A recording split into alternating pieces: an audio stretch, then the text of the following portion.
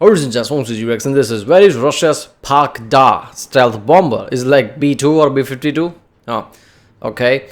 This was a task and purpose. Okay, this is the latest video. I didn't know there was a stealth bomber on the way, but okay. I don't know, man. Look, there's a conflicting thing here, right? Based on the evidence, like with the Su-57 things, how it's not even good as like Chinese one, which is like, okay, you would expect more from Russia, but I don't know, yeah. And they didn't make that much. But then again, like in current times, Russia is becoming like military economy, right? Wartime economy. That's what they're doing, right? They're pouring everything in military. So maybe in the past there is precedent when it comes to like Russia making things, right? When they are doing this military type of way. So yeah, who knows? Maybe now stealth can be better from Russia. Maybe PAK-DA can be real and can be competitive enough against something like Chinese H-20 or even like USS B-2 or something, right? Who knows? Because now it's different than few years ago, right? Future will be different for Russia or where they're aiming compared to the past. So who knows? But it's going to be an interesting video. Let's watch it. Remember, if you like my reaction, don't forget to subscribe. So, that way I know which type of videos to react to more. I like videos like this. Military equipment, planes, jets, things like that. It's like, it's good to know where the technology is going, right? And who's doing what. So it's always interesting. So let's watch this one. This video is sponsored by SimpliSafe. There's no safe like SimpliSafe. Did you know that Russia never built a long-range stealth bomber that was similar to the American B-2 Spirit? In fact, the US is the only country to actively operate stealth bomber fleet. But that might all be about to be changed by the Russian PAK-DA. Now, PAK-DA is a Russian acronym for Prospective Aviation Complex for Long-Range Aviation, which is a far less catchy name. The aircraft claims that it'll have a range of 7,500 miles and the ability to remain in the air for 30 hours. In theory, the PAK-DA could hypothetically almost carry a nuclear warhead from Moscow to New York City without the need to refuel until they were back over the Atlantic Ocean. That was a lot of qualifying statements I packed into there. Compare that to the estimated 2,500 mile range of the new American B-21 or the possible 5,200 mile range of China's H-20, and you can understand why some experts are very skeptical, while others are claiming it will be the most lethal stealth bomber ever produced. In this video, I want to examine what makes this aircraft unique compared to Russia's existing strategic bomber fleet. Yeah, if it's real, it would be insane, right? B-21, not B-52, I said B-52, no? B-21, America's B-21. So if it's like that, that would be insane. I mean, I don't know. If it would be useful to them in Ukraine, and I want to analyze how the PAK-DA might fit into Russia's larger air and nuclear strategy. This is the Tupolev Design Bureau, just east of downtown Moscow along the banks of the Yaza River. Tupolev is Russia's state-owned aerospace defense design company. It specializes in long-range aviation. Founded in 1922, Tupolev has designed over 100 models for both civilian and military aircraft. This includes all of Russia's bomber aircraft from the Tu-160 to the Tu-2 of World War II. Russia's attempt to match the stealth bomber capability for the first time hit the ground as early as 2007, but it was in 2008 when Tupolev designed and financed the PAK-DA. Then, by April of 2014, Mikhail Pogolyan, head of Russia's United Aircraft Corporation, announced that Tupolev had finalized the initial designs and were moving on to the construction of a prototype. Now, construction began about 500 miles to the east in a small Russian city of Kazan. In 2015, the Capo-Kampovets aviation plant won the contract to build the first PAK-DA prototypes. Capo has long since been the aviation plant for all of Russia's strategic bombers. In 2017, the Russian news agency TASS announced that Moscow completed a full-scale wooden model of the PAK-DA, but didn't release any photos of what the model looked like. By this time, however, it was announced that the PAK-DA would be configured as a flying wing, the first of its kind for Russian aviation. Now, a flying wing design refers to an aircraft design in which the entire aircraft, including the fuselage and the wings, are integrated into a single lifting and control surface. In essence, the aircraft resembles a large wing with minimal or no distinct fuselage or tail section. This design often results in aerodynamic efficiency and reduced drag compared to traditional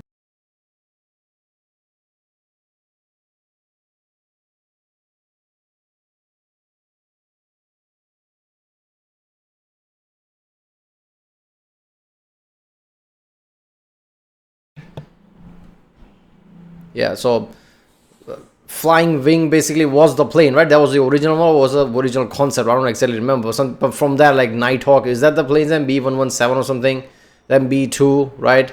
Now B21, even the H20. So basically all similar like that. Traditional aircraft configurations that have separate wings and fuselage. According to this Russian source, the PAK-DA's total max takeoff weight is 112 tons, with a weapons payload of 30 tons. That would be a lot of junk in that trunk.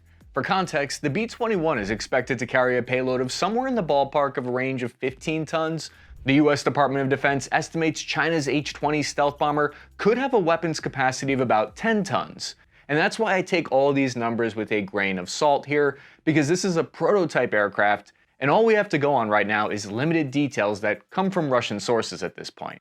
In 2019, Russian news and government agencies set a timeline for the first PAK-DA prototype in 2021, with the maiden flight scheduled to be between 2024 and 2026. However, it appears these dates were a little bit too aggressive. Take a look at these leaked Russian documents that I found surfaced on Twitter. For once, the military leaks were not on the War Thunder forums. These blurry photos are the production. Yeah, I was about to say Twitter. I thought it was going to be from War Thunder, but no, it's from Twitter. There you go. So I'm guessing it's all bullshit. Unless something leaks from War Thunder, it's not real. Let's be honest. This is all bullshit. Twitter, they're just trolling. Schedule for the Ilyushin Aviation Complex, which specializes in military aviation hardware. The first photo shows the annual production goals from 2022 all the way to 2023. In this next photo, all the way at the bottom, you can just barely make out the words PAK-DA in Russian. Alongside it, you can see the production schedule for two components in 2023 and 2024, along with one component in 2025 and 2026. This indicates that Russia planned to build at least 6 PAK-DA prototypes between 2023 and 2026. This new schedule is a few years behind the original production schedule. However, delays are something that new and complex military hardware face all the time. According to Eurasian Times, quote, revisions in user specifications and staff requirements are one of the primary causes of delays. But what about what's powering the PAK-DA? According to the Warzone, the PAK-DA's engines are expected to be derived from the NK-3202 used in the Tu-160M Blackjack, Russia's strategic bomber. The NK-3202 is a afterburning 3-spool low-bypass turbofan jet engine that can produce over 55,000 pounds of thrust, and it's one of the most powerful combat aircraft engines in the world. According to interviews between Russian media and the Russian United Engine Corporation, it has planned lifespan of up to 12 to 21 years, depending on use and maintenance. I want you to take a look at these Russian patents. They were submitted in August of 2021. These drawings are the only publicly available official design of the Tupolev PAK-DA. These Russian patents describe the engine air intake of the PAK-DA. Using the old, I mean, it makes sense in a way, but how stealthy is that going to be, right? I'm pretty sure like when B2 was made, Northrop did a lot of things like hiding even the heat signature and things. Will they do that? See, stealth, I mean, I don't doubt their ability to make this, but I only doubt like how stealthy is that going to be compared to B-21 and B-2, right? I mean, at this point, if they beat China, they'll be like, okay, at least that's a step up. Because Su-57 can't beat China right now, as far as I remember. J-20 has better cross-section than that, right? So at least that would be something, but how close to stealth can they get to B-2 or something? If they can get it, that would be like a major indication, like holy shit, they are basically coming back to compete, like how they did with the Soviet times, right? Looking at these drawings, we can see that the aircraft will be powered by two engines, with air intake inlets on the top of the wing on either side of the cabin. This looks strikingly familiar to both the B-21 and the H-20. Looking at these drawings from the patent, we can see that this will be powered by two engines with air intake inlets on the top of the wing on either side of the cabin. The decision to put the air intakes above the wing rather than below, like on most modern aircraft, help hide the intake channels from ground-based radar detection. Placing the air intake on top can also help with engine performance. As air moves over the wing, the curved surface on top accelerates the air so that it moves faster than the air moving underneath. This general principle is what gives airplanes lift. By placing the engine air intake on top of the wings, engineers can take advantage of this phenomena to get the maximum amount of air moving into the intake valves as possible. However, there is a reason most aircraft are not designed this way. When an aircraft changes its quote-unquote angle of attack by pitching upward, airflow going over the wings can become disrupted. You can experience this feeling yourself just by sticking your hand out of a car window and feeling the difference in the wind when you adjust the angle of your palms. When there's a high angle of attack, air intake on the top of the wing can become choked off and lead to engine failure. Because the Russian PAK-DA stealth bomber is designed for stealth and endurance and not maneuverability, it makes sense for engineers to design its engines this way. You can also see that the entirety of the engine is contained within the airframe. This dramatically... By the way, did he do his own animation? Where is the animation from? Because that's really good animations, man. I'm guessing Task and Purpose, no way there are animations like that out there. Who's gonna make that? I'm pretty sure Task and Purpose, I don't know, hire some guy who's doing that. That's some good animation there. Improves the stealth of the aircraft by reducing the surfaces and angles for air defense radar to reflect off of. Placing the engines inside the airframe also allows for the opportunity to reduce heat and exhaust signatures. However, from what we can tell by these designs, there does not currently appear to be any exhaust diffusion techniques that would give the PAK-DA exceptional stealth. In fact, what the hell? Yeah, Northrop did that, right? That's what I was saying. The diffusion of heat from the exhaust. Northrop did that. I mean, will Russia even try to care about that, right? Because at this point, like, okay, let's get as good enough stealth as we can, and it's just like fine enough.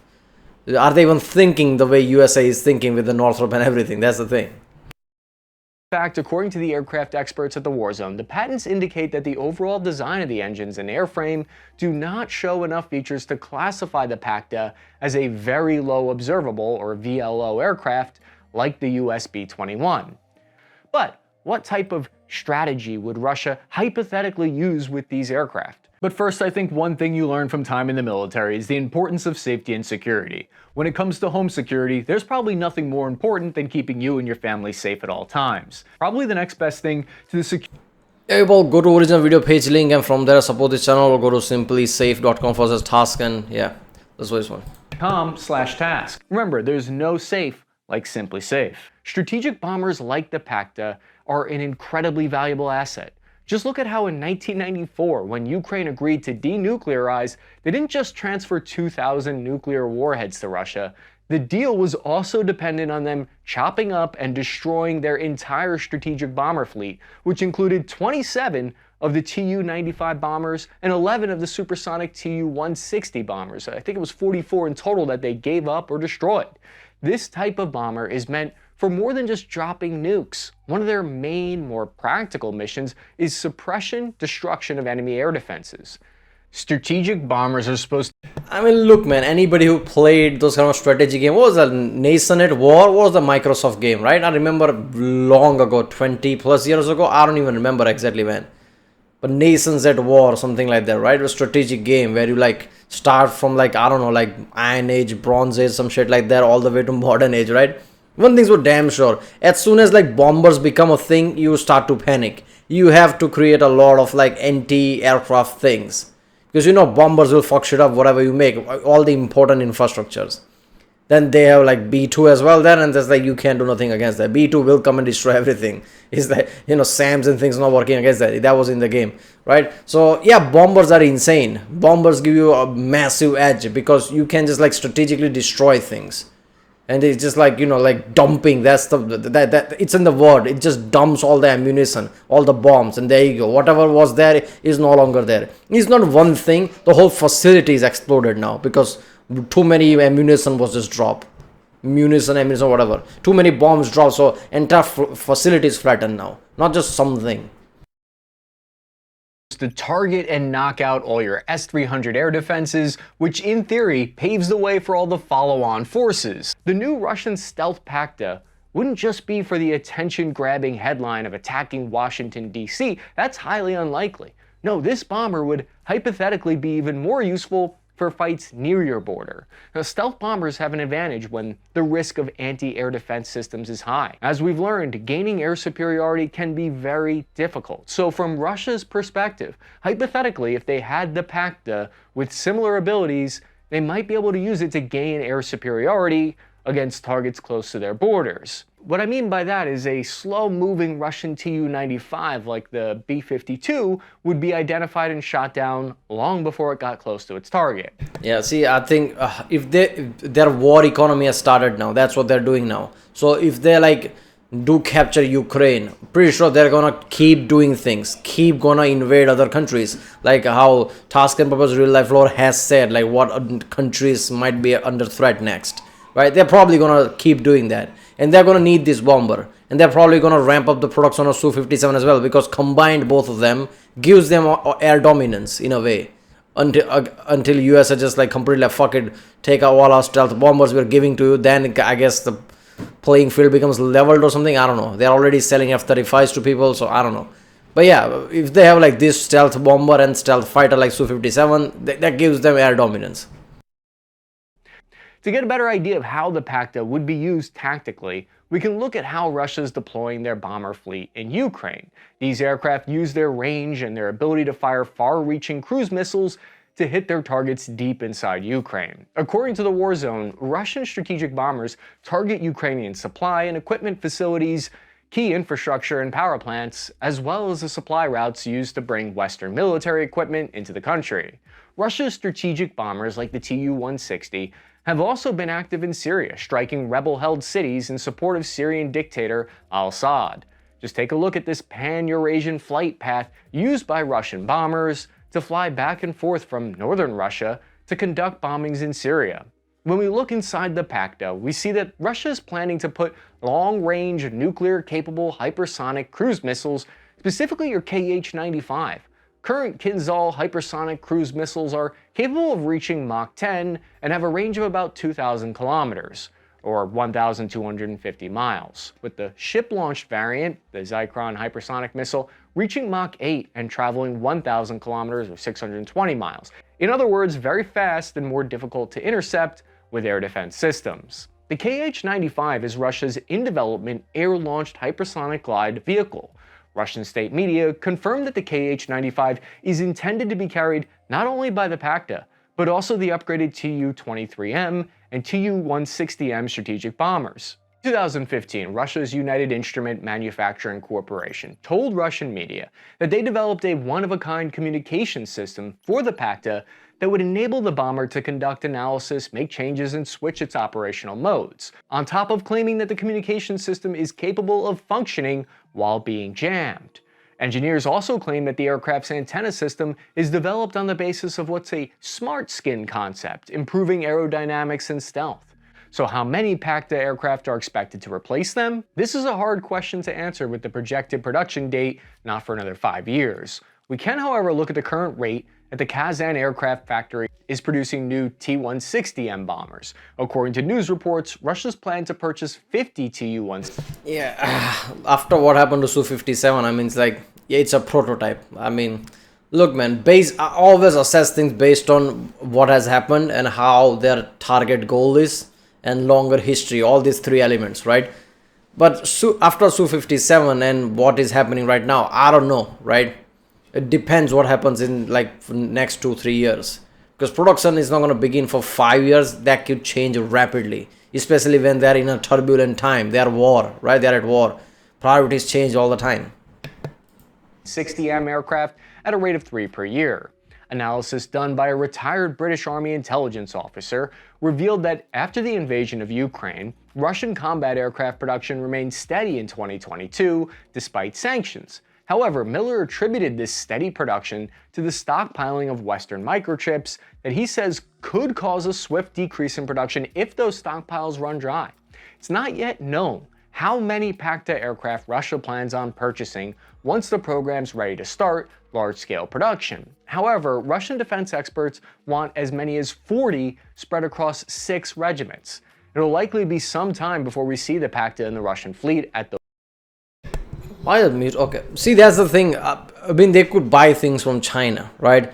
I mean, look at how China's working right now. China was, like Huawei, that company, right? They were stopped giving US chipset and things. They somehow still made their own, right? China can still supply chips and things to Russia underneath the table without anybody knowing. So I don't think the running out of chipset is going to be an issue for them.